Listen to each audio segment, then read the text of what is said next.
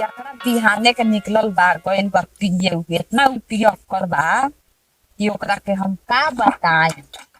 परेशान हो गइल बा पिया तरह से आज आवत अनु आज ओकरा के हम बतावत अनु हिले बलिया हिले अरे छपरा हिलेला जब हम चली ले डगरिया सारा बचिया हिलेला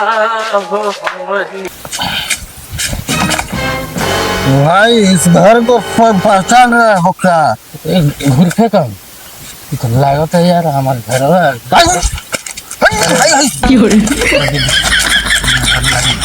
जल्दी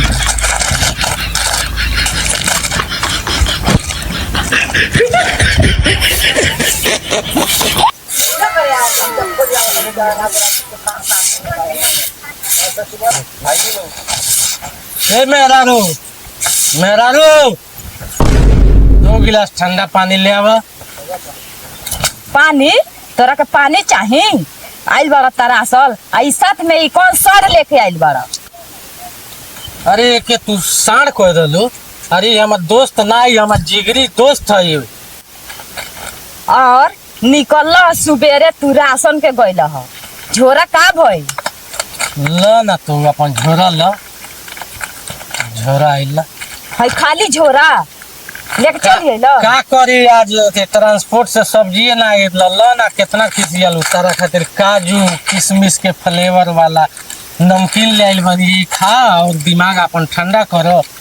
ए शांति काहे इतना खिसियल तू दिमाग है काजू आ किशमिश है ले जाए अपना करेजा में डाल हमके नइखे खाए के नइखे रहे के तू जा पिए तारा घूम तारा खा जा इतना जा शांत रहो शांत तनी।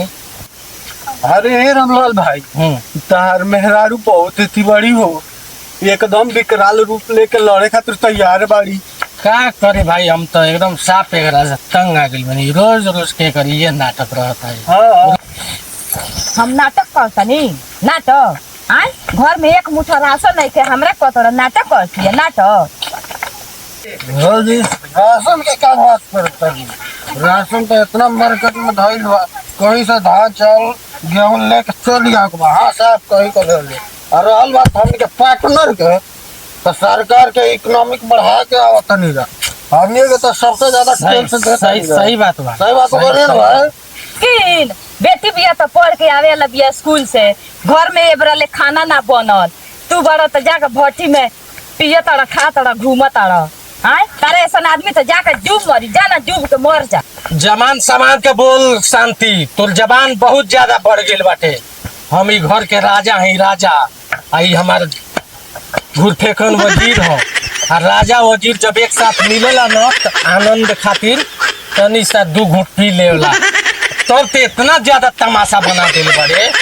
सही बात बा भौजी राजा के प्रजा के सामने बेइज्जती कइल मतलब राजा के तोहिन और जो सब काम होत रहे भौजी तनी एक कप चाय की आदत मियाज हरियर हो जाए। चुप पसला तो ते तो हमार मरद के सब बिगाड़ के धो देल बा हमनी के दोनों पिया करा सब खानदान के नाम डूबो देल बड़ सुन कमाई के 1 रुपया नहीं के उड़ावे के 1000 रुपया बा आ तू दोनों के ना छोड़े हई हई पसला तो हई हई सिखाओ ता कहता कि चलो पिए खातिर बोला के आता सिखा पढ़ा के जाता मन पड़ गया आप मुड़ी पर चढ़ गई आज दवाई बनाइए दे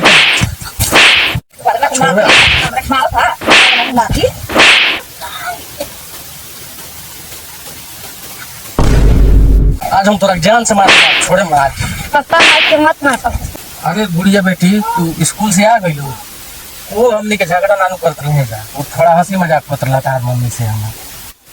अरे बुढ़िया बेटी तार मम्मी पापा दोनों आदमी WWE कुश्ती की तैयारी करत रहा हो हम मुझे बैठ के पानी पी के देखत रहनी रेफरी है रेफर।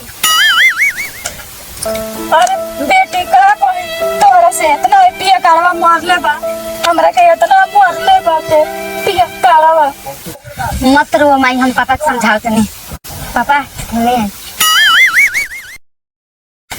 बोला बेटी का कहत अपने 2 लाख के मोटरसाइकिल में कबो पेट्रोल के अलावा डीजल और माटी के तेल डाले नहीं। कि तू कैसन पागल नहीं बात करत बेटी, एमे पेट्रोल के अलावा दूसरा चीज डलबू तो इंजन एक सीज हो जाई। हाँ बेटी, और एक बात और, एमे अगर केरोसिन डालल जाई तो लागी धुआं फेंका सोए सोए, जेना हमनी के जाके भट्टी पर बैठ के बीड़ी पी के धुआं फेंकना सोए सोए, बुझाई।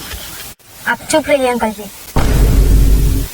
पापा इधर गाड़ी के इतना चिंता बा कि में पेट्रोल के जगह मिट्टी के तेल डालला से खराब हो जाए, लेकिन एकरा से बेसी जब अनमोल शरीर बा एकरा में तो दारू और गुटखा डाले तनी, एकरा से लीवर और किडनी खराब हो जाए।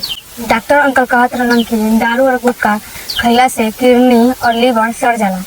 पापा अगर और एगो भी किडनी सड़ गई ना तो बाजार में करोड़ों रुपया देला पे ऐसा जिंदगी रवा के ना मिले।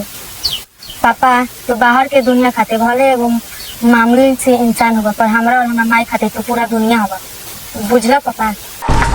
अरे माई रे माई, हम तो कतही के ना रहनी। हे रामलाल भाई, तुहार लड़की है लोहा के गाड़ी के बारे में बात करके हमनी के चमड़ा रूपी इन शरीर के औकात बता देलस। सही बात कहला। ई पवित्र घर में हम कसम खा के अपन बेटी के कहतनी कि आज से हम गुटखा दारू ना पिए, ना छुए, गलत काम ना करें। अपन पत्नी अपन बेटी के देखम, कमाएम खियाएम, अच्छा से रहूं।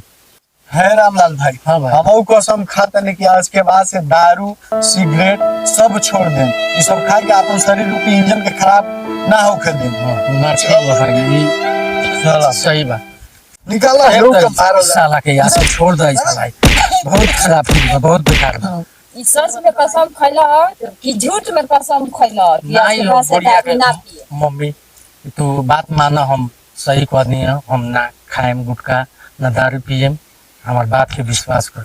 हाँ तो ठीक बा, आज के दिन तारीख से शराब कोनो भी नशा भी नहीं करे। ठीक बा। हम ना मेरे कहने पे मेरे पिताजी ने दारू छोड़ दिया तो आप लोग क्या छोड़ेंगे? आप लोग भी पीते लोग तो छोड़ दीजिए। आप लोग से यही निवेदन है।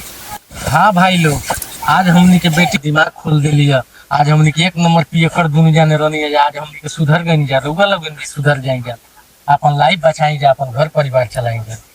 नमस्कार। अगर रउआ लोगन के हमनी के ये वीडियो अच्छा लागल होखे तो अमन फिल्म्स कंपनी चैनल के यूट्यूब पे जाके सब्सक्राइब कर दीजा, शेयर करी जा, लाइक कमेंट करी जा। ऐसे ऐसे और भी वीडियो आप लोग के सामने हमनी के पेश करी जाए। धन्यवाद।